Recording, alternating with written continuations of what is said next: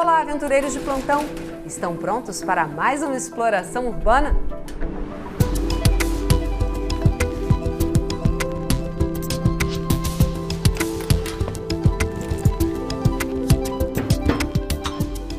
Olá, eu sou uma Urbex, que significa exploradora urbana, e esse é o Mundo Urbex, o primeiro programa sobre exploração urbana do Brasil.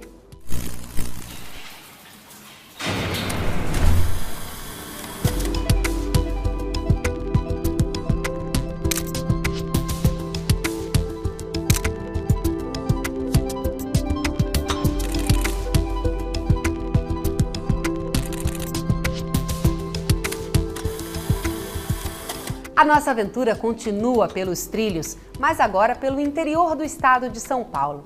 Em nossos episódios anteriores, exploramos uma fábrica de cimento, depois pegamos as trilhas da Serra do Mar para Paranapiacaba, para revelar o que sobrou das estruturas férreas pelo Brasil e desvendamos a lenda da Noiva da Neblina.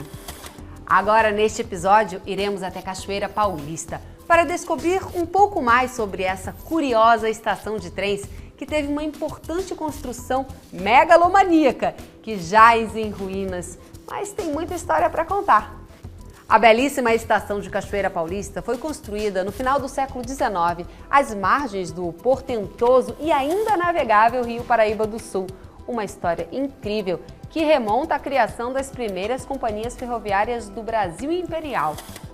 Velha Dama, assim carinhosamente chamada, teve seu projeto de execução criado pelo arquiteto inglês Newton Benetton, que foi um dos grandes arquitetos da época imperial brasileira, responsável por boa parte das edificações históricas do período.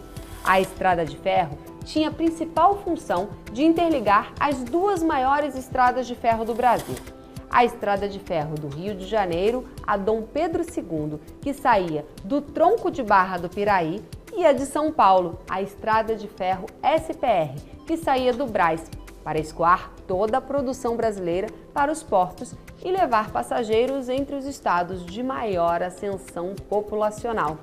Cachoeira Paulista foi inaugurada em 7 de julho de 1877, com muita festa. Contou até com a presença da princesa imperial Isabel Cristina e do seu marido Conde Deu, além de toda a alta aristocracia da região. O grande problema dessa estação foi a diferença de bitolas nos trilhos, obrigando a mudança das mercadorias de um sistema para o outro. O que vinha do Rio de Janeiro a Dom Pedro II tinha 1,60 m entre os trilhos. Para o outro, que ia para São Paulo, a SPR, que tinha a bitola métrica com apenas 1 metro entre os trilhos, tornando assim cada vez mais custoso o frete pelos trilhos. Logo após, também o declínio do ciclo cafeeiro e as políticas rodoviaristas que começaram a privilegiar as estradas, colaborou para o desuso das estações ferroviárias no Brasil como um todo. Veja só. A nossa aventura começou muito cedo. Pegamos a estrada às 4h30 da madrugada. E ao contrário da Jaque, que pelo visto odeia acordar cedo, Bioc e MacGyver estavam com a disposição a 1000. O motor e dá tração nas rodas de trás.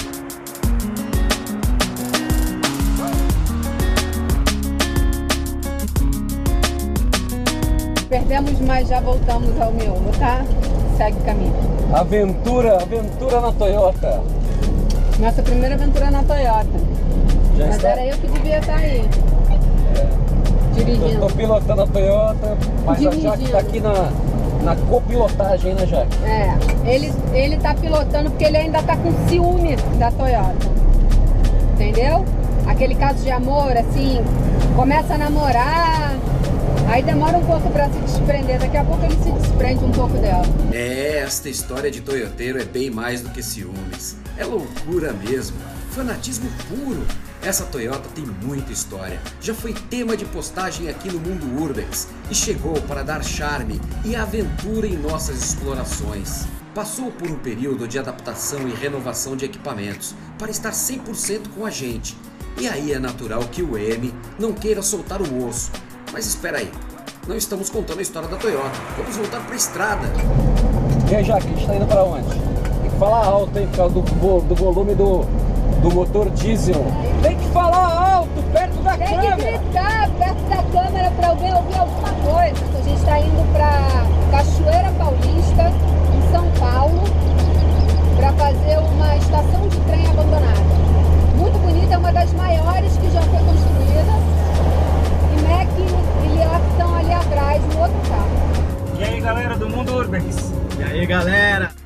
esqueci de dizer que achamos melhor ir em 2 carros para ter espaço para os equipamentos. Mas na verdade foi ideia da Jaque, que deu um jeitinho de mandar os 2 bagunceiros para o outro carro. De São Paulo a Cachoeira Paulista são quase 3 horas de viagem, de carro, é claro. Mas no século passado, essa região do Vale do Paraíba era responsável por grande parte da produção de café no Brasil e precisava de uma ferrovia. Mas peraí, Jaque, conta, o que aconteceu? Qual o motivo do abandono? Ela data de 1875, mas foi... Na época de Paranapiacaba ali, nessa mesma época da construção das estradas, das ferrovias, né? Exatamente. E ela foi inaugurada em 1877. Foi inaugurada com muita festa, porque na verdade era o encontro de 2 importantes ramais do Brasil, né? Era a Estrada de Ferro do Norte com a Estrada de Ferro Dom Pedro II, que vinha da cidade do Rio de Janeiro. Só que teve um grande problema, porque quando eles foram inaugurar a Estrada de Ferro, eles perceberam que as bitolas das duas eram diferentes. Ou seja, o trem que vinha do Rio de Janeiro até Cachoeira não conseguiria continuar, porque eles tinham trilhos diferentes. Bom, já sabemos mais sobre o que nos espera. Vamos adiante, acelera aí, turminha, que estamos chegando. Está chegando próximo à estação de trem, aqui já tem um acesso, a gente já consegue ver os trilhos. Então, seguindo os trilhos, a gente encontra. Olha ela que surge aqui à nossa frente.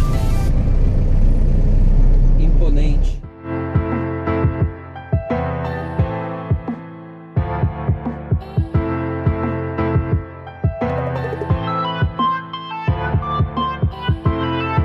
Chegamos ainda pela manhã e começamos a montar nossos equipamentos.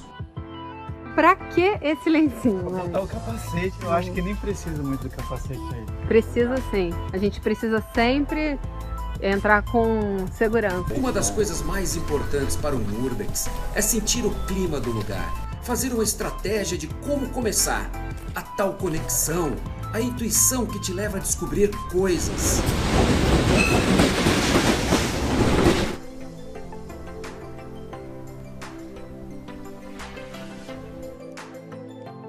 Lioque, essa é uma estação ferroviária que começou a ser construída em 1875. Em 1877 foi inaugurada para escoar a produção principalmente de café, que era muito forte na região naquele momento. E aí, quando eles vieram inaugurar, eles entenderam que as bitolas do trem eram diferentes. E aí, então, quer dizer, eles não conseguiam fazer com o mesmo trem e a mesma bitola o trajeto inteiro, né, Lioque?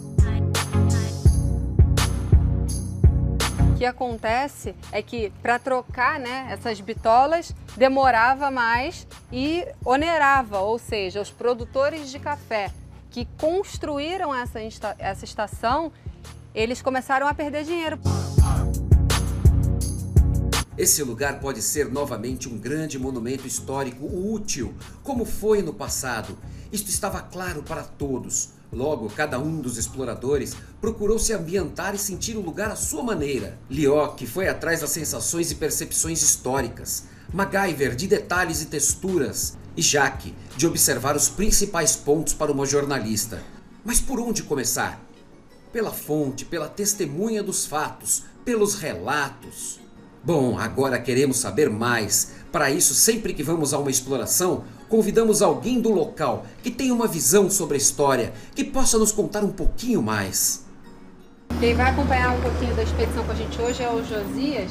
Ele é ex-ferroviário, fez muito esse trajeto aqui e acompanhou, né, desde quando ela era utilizada até os dias de hoje. Ele mora aqui perto e vai contar um pouquinho pra gente como é que foi essa degradação e a importância histórica que tem essa estação ferroviária. Josias nos recebeu de braços abertos e contou muito sobre a parte operacional do tempo em que ele trabalhava como maquinista.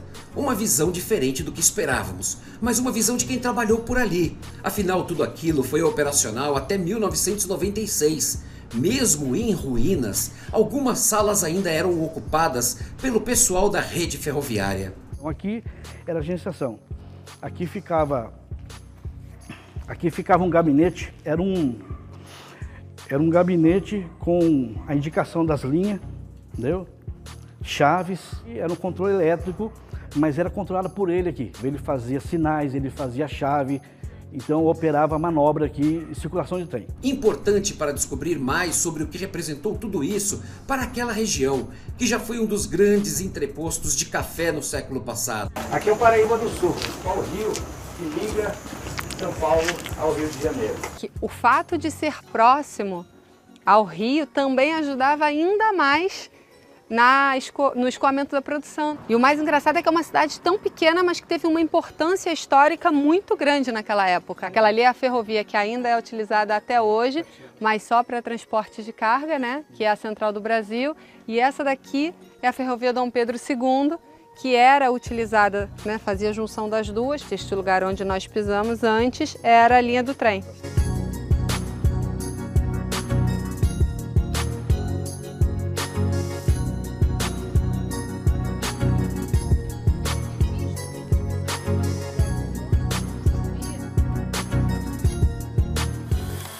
Como a estação era o grande ponto de encontro entre duas grandes ferrovias e servia como conexão entre os estados do Rio, São Paulo e também Minas Gerais, aqui existiam outras atividades, como correios, despachantes e órgãos públicos. Uma lenda local contada de geração em geração que narra a história de amor entre o arquiteto inglês Newton Benetton e Guilhermina Rosa Freire, brasileira que morava na região da estação de Cachoeira Paulista. Diz a lenda que a estação foi uma das mais belas do Brasil, porque é um monumento ao amor desses dois apaixonados. Vocês viram no último episódio de Mundo Urbex que onde há uma lenda, há história. Então vamos lá, não podemos deixar de contar essa história para você. Nossos Urbex estavam por dentro, explorando e respirando aquele lugar. E Jaque já queria ver mais do que as paredes, queria ouvir o passado sendo contado novamente. Essa construção, Lioque, ela é imponente, ela é muito bonita, né? Tem alguma coisa que a gente tenha pesquisado a respeito dela? Esse estilo é predominante na maioria das estações pela época que foi construída. E elas guardam uma certa relação entre elas nesse estilo de torres, assim. Algumas delas têm uma única torre e tem ocupação, outras delas, como essa aqui, que é a segunda maior do Brasil, chega a ter 3 torres, uma torre central e 2 torres laterais. O que era aqui, seu Josi? Isso aqui, quando entrei no ferrovia, já estava fechado. Já estava assim abandonada? Estava fechado, né? Tinha cobertura, as portas, todinho. Parece que é o grande salão de passageiros, de armazenagem. Do tempo do café, as sacas não podiam ficar ao léu nem ao tempo. Então elas provavelmente eram dispostas aqui para ficar protegidas da chuva.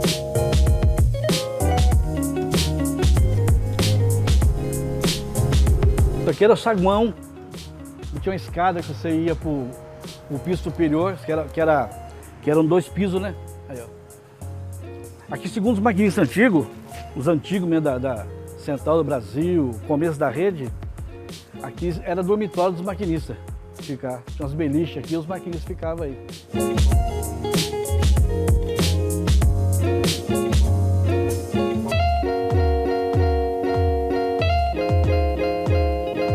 Agora você viu que ainda tem um pedaço do piso hidráulico aqui, né?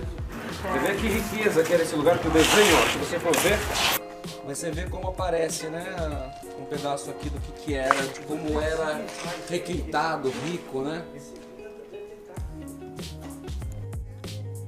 Ele tá todo aí, tá vendo como sempre há uma pontinha de esperança, não é, Jaqueline? A gente sempre encontra, né, infelizmente, embaixo de tanto lixo, mas eles continuam aqui, né, esses monumentos históricos, essas ruínas continuam aqui esperando que alguém venha contar a história dele.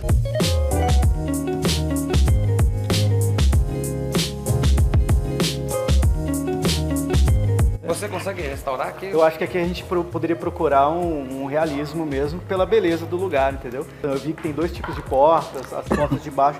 A gente consegue, só com esse material que a gente está captando aqui, a gente já consegue restaurar bastante coisa. Ainda com as fotos, a gente pode até fazer uma espécie de matte painting, trabalhar as fotos transformando ela em vídeo, ou até reconstrução mesmo em 3D. para a gente ter um pouco do que era, né, nos tempos áureos. Lioch havia decifrado informações importantes sobre a arquitetura e todas as sensações estavam ali na nossa frente, mas ainda havia um mistério. Por que esta estação de trens tem este tamanho? Mesmo sabendo que ali era um entreposto estratégico que unia o porto do Rio Paraíba com a estrada de ferro, existia uma outra versão para o mistério dessa grandiosidade. Seria tão somente para receber passageiros e cargas? Ou teria algum outro motivo ainda, alheio à nossa percepção de exploradores urbanos? Até que Jaque acaba por decifrar todo esse mistério. Que essa estação tem esse tamanho todo porque o engenheiro que estava construindo na época se apaixonou por uma moradora da região e ele queria continuar namorando com a menina até casar e ele foi aumentando a estação. Porque não é uma coisa comum, né, Lioch? Uma estação desse tamanho numa cidade tão pequena, né? Do ponto de vista de passageiros, nunca faria sentido. Por exemplo, a Estação da Luz está dentro de uma cidade capital do estado, onde faz muito sentido pela quantidade de pessoas e quantidade de passageiros. Aqui, uma plataforma tão grande, de maneira nenhuma faz sentido do ponto de vista de passageiros. Talvez sim de carga. Então, mas é uma grande história de amor. Exatamente, é uma grande história de amor. No fundo, pode ser que tenha lá sua pontinha de verdade, porque onde há fumaça há fogo também, né? Com certeza. Se é uma grande história de amor, o tamanho que tiver é o tamanho bom. Exatamente. Que história linda essa do amor entre esse engenheiro e a brasileira, não é? Mas saiba que o destino da estação com essa família não acaba aí. Porque essa mesma estação, por ser um dos pontos de interligação mais importantes entre os estados do Rio de Janeiro, São Paulo e Minas, também foi estratégica na Revolução de 1932. E imagine só que um dos 5 filhos do engenheiro e da brasileira, o capitão João Batista Prado, teria morrido justamente ali em Cachoeira Paulista, nos confrontos entre as tropas paulistas e as federais na Revolução de 1932. A velha dama serviu de base para o ponto de reabastecimento e apoio aos 3 blindados que serviam às tropas constitucionalistas. Que destino, hein? A importância de Cachoeira Paulista na época da Revolução de 1932, que foi uma das maiores batalhas em solo brasileiro, foi fundamental. Porque da mesma forma que a sua criação foi determinante por conta da questão geográfica, interligando os 3 estados de São Paulo, Minas Gerais e Rio de Janeiro, agora esta mesma condição seria novamente a mais importante para a gerência de recursos de guerra. Por ali, em Cachoeira Paulista, tudo deveria passar, ser abastecido, revisto, armazenado e reconduzido para a guerra, que estava ali nas fronteiras, a poucos quilômetros de Cachoeira Paulista. Algumas das fotos históricas mostram soldados ao lado dos trens de batalha que eram enviados para o fronte de guerra entre os paulistas e as forças federativas de Getúlio.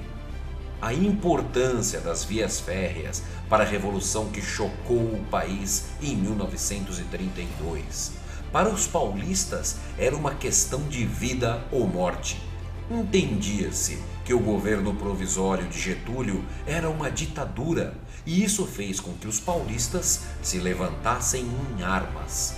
Nesses 3 meses de batalhas, morreram mais de 800 soldados, mais do que os enviados à Primeira Grande Guerra.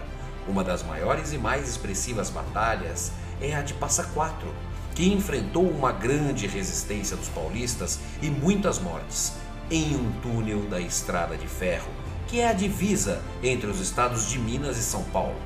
Outra questão que chama muito atenção para esta zona de combate é que a região de Cachoeira Paulista foi também o primeiro palco de combate aéreo no Brasil. As cidades vizinhas de Lorena, Guaratinguetá e Taubaté foram bombardeadas. O filme Para Sempre Nunca Mais, do cineasta Emerson Luzelli, e o documentário 32, A Guerra Civil, dirigido por Eduardo Escorel, narram essa história com uma riqueza de detalhes. Em Para Sempre Nunca Mais, o filme conta a história de um casal de colonos que vivencia a guerra de perto, em um romance tórrido, um drama psicológico de época. Nós estamos em guerra. As tropas do governo estão marchando aqui para essa região, para enfrentar os paulistas. Enfrentar os paulistas? E você não vai querer ajudar os paulistas, vai? Diga pro teu governo, diga pro teu governo, diga pro teu governo. Se quiser as terras de volta, vai ter que pagar por elas. Não vão me roubar, que nem roubaram os que tiveram que voltar pra Itália sem nada, sem um tostão. O casal de colonos se vê às voltas e tem a vida totalmente modificada pelo fantasma da guerra que se aproxima de suas terras, que estão na zona de conflito. Já o documentário 32, A Guerra Civil, de Eduardo Escorel, traz de forma muito detalhada depoimentos de cientistas políticos, historiadores, documentaristas, sempre ilustrados com cenas de arquivo curiosíssimas das entranhas da Revolução de 32, que narram com grande valia para pesquisadores como nós aqui do Mundo Urbex. Belíssimo material, Eduardo. Gostaríamos de agradecer a todos os documentaristas que colaboraram e que continuam colaborando com informações para o resgate histórico de lugares importantíssimos para a nossa história, como esta belíssima estação de trens.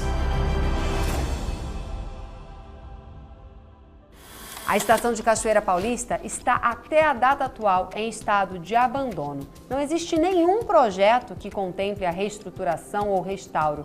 Uma pena, não é mesmo? Olha, o programa teria acabado bem se o MEC não tivesse aprontado o que aprontou. Ei, nego é doido. Você perdeu o celular? Olha, tá vendo? O MEC colocou o celular dele no trilho.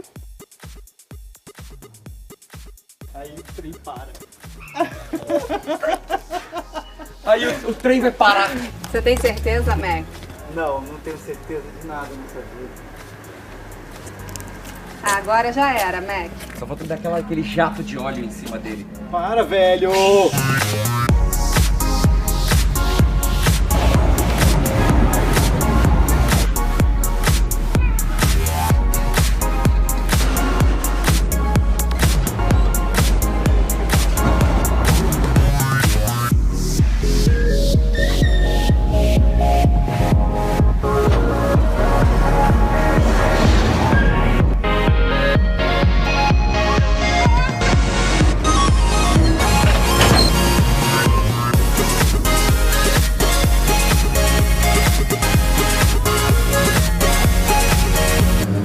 Tá embaixo.